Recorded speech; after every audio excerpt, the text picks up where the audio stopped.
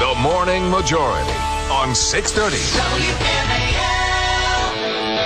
8:07 on a Monday morning in Washington. This is The Morning Majority. Brian Eamon, Mary Walter in this morning on the first official day of spring. It's first full day of spring. Yeah, and it's snowing in parts of the Northeast. New Jersey, that's what spring's you're about. home, it's snowing. See, aren't you glad you're here in rainy Washington?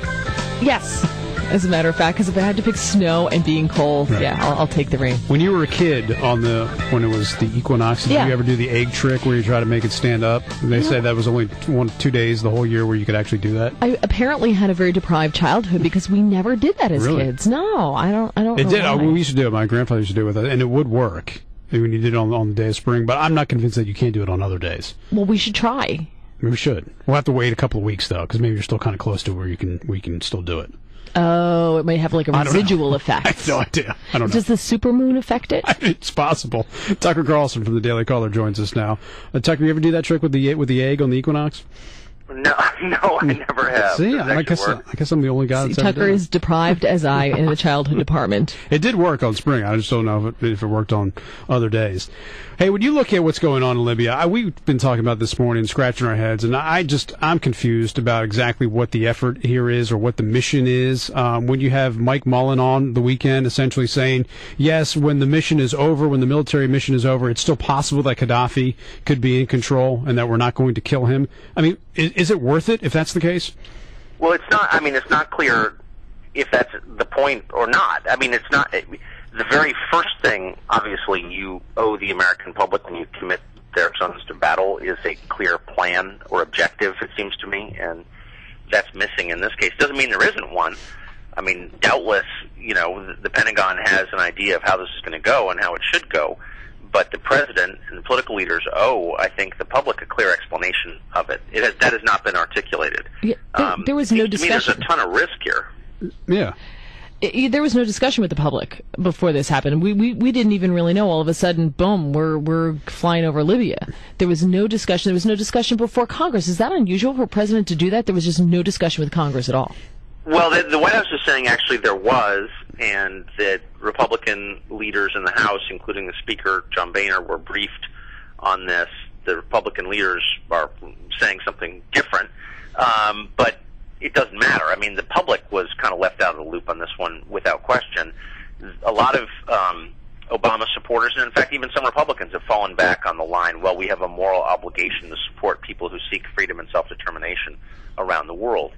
That's a pretty big mandate. If that's in fact our moral obligation, if we are morally obligated to put our troops in harm's way on behalf of anybody who wants to overthrow a dictator, I mean, basically we would be doing nothing else but bombing countries. So clearly that's not true across the board. What is the point here? It seems to me oil has got to be securing Libya's oil supplies, making certain that oil flow is not disrupted permanently, that Libya doesn't decide to cut us out and sell only to China. Things like that. Those are actual objectives, and I hope that's on the president's list of reasons that we're doing this. See, I got the feeling that the president didn't really want to do this. And, I mean, Secretary Gates, to me, was clear from day one he didn't really want to do this. And I think that our president, was essentially talked into it by the British and by the French. And because, you know what, they have more to lose than we do because they got a lot of their oil from Libya. And that this is what they wanted, and he was talked into doing it. And we had Lieutenant General Tom McInerney on the show a little bit earlier, and he thought we were snookered into it. Yeah, I mean, there's some indication that the Secretary of State, Hillary Clinton, was strongly for it, that Susan Rice, the UN Secretary, the Ambassador to the United Nations, was for it. I honestly don't know. I do know that this is a fraught situation. I mean, it's pretty hard to knock these guys off. People like Gaddafi. I mean, he's been in power for 40 years for a reason. He's a survivor. He's tough. He's thought this through ahead of time. This isn't the first time we've attacked. We attacked 25 years ago, as you remember, and it didn't disrupt his authority in Libya. So, I mean, you could imagine a scenario where after a week or two or a month or two of this, he's still in power and the country is split in two, and you have a real disaster on your hands. Yeah. It doesn't help anybody. But here's my problem. This isn't just this administration. This is previous administrations as well. I don't think we have a coherent long-term strategy in the Middle East. Do we have any idea what we want to do long term there? I mean, it seems like we just, on the fly, we decide on where we're going to go in and where we're not going to go in. I mean, you mentioned that, if it's for humanitarian reasons, I mean, we should go into Bahrain? Should we go into Iran? No, that's a great question. I mean, unfortunately, the last administration, and I hate to say this, but it's just true, the last administration set the precedent. This idea that the democracy agenda trumps all, that we should always and everywhere be encouraging self-determination, that every population should be in charge of its own future, that's our main objective in American foreign policy. That was the Bush administration's position. It seems to be, all of a sudden, now Obama's a neocon, too. Yeah, I know. And he seems to have taken up that position. It's a troubling precedent, it seems to me, because, in fact, the point of American foreign policy ought to be to advance American interests.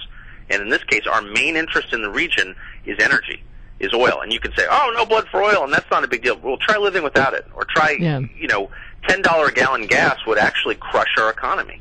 It would send some Americans into poverty. This is not a small thing. It's a big deal, and it's worth guarding our interests, it seems to me, above and beyond the self-determination of the Libyan people. Tucker, I want to play a game with you. I'm going to read you a quote, and you tell me who said it. You guess who said it. The president does not have the power under the Constitution to unilaterally authorize a military attack in a situation that does not involve stopping an actual or imminent threat to the nation. Well, that sounds like someone who is familiar with constitutional law. Or pretends to be. I'm going to guess Barack Obama, the candidate. Ding, ding, ding, ding. Junior Senator ding, from ding, Illinois. Ding, ding, ding. In fact, we are assembling a list of those quotes this morning at the Daily Caller, many of which, by the way, I agree with. I do, too. I didn't vote for Obama, and I think he was a lousy candidate. I think he's been a lousy president, but I agreed with him on that point right there, which is you ought to be very wary of foreign entanglement.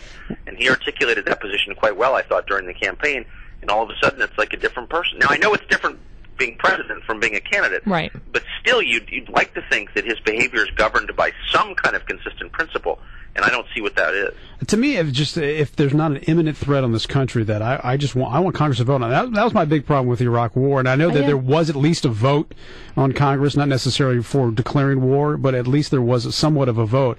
And to me, I just if we're going to start bombing countries, we need to have Congress's approval on that. But we talked to Joe DeGenova, our legal expert, about it earlier. He says this has been going on for quite some time, where essentially presidents feel they have the power to use force without getting the explicit approval of Congress. But the public supports them, by the way. The public always, it doesn't matter who the president is, the public, at least in the initial stages, always supports the president's use of force. Always. But the other difference, I think, also, is the way in which it was presented to the public.